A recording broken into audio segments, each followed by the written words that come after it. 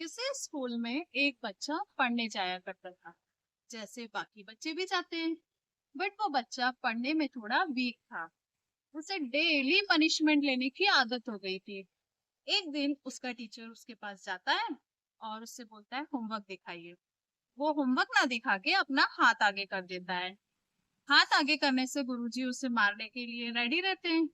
But जब वो उसका हाथ देखते हैं तो वो उसे मारते नहीं है। उससे कहते हैं, अरे मैं तो तुम्हें आज तक फालतू ही मारता रहा।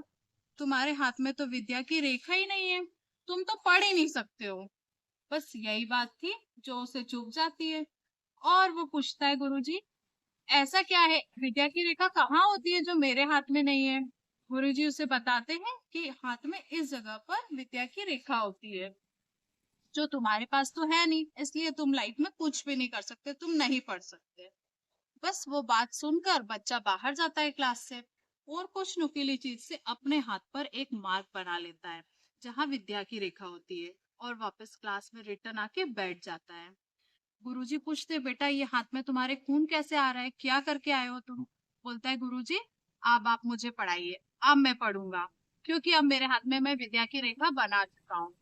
ये बात सुनकर गुरुजी भी सोचते हैं कि नहीं, बच्चे को कुछ तो भी बुरा लग गया है। जानते हैं, ये बात से वो बच्चे को इतना ज्यादा इफेक्ट पड़ता है, इतना ज्यादा इफेक्ट पड़ता है, आगे जाके वो एक विद्वान बनता है। कौन सा विद्वान बनता है? पाणिनि, जो संस्कृत व्याकरण का एक महान विद्वान बना, जिसका ग्रंथ अष्टाध्याय आज भी विदेशी विद्वान उसकी बहुत ज्यादा कद्र करते हैं। तो अगर कहने का मतलब है, संकल्प सही हो और सही ढंग से किया गया हो तो कोई भी कुछ भी सही टाइम पर कर सकता है।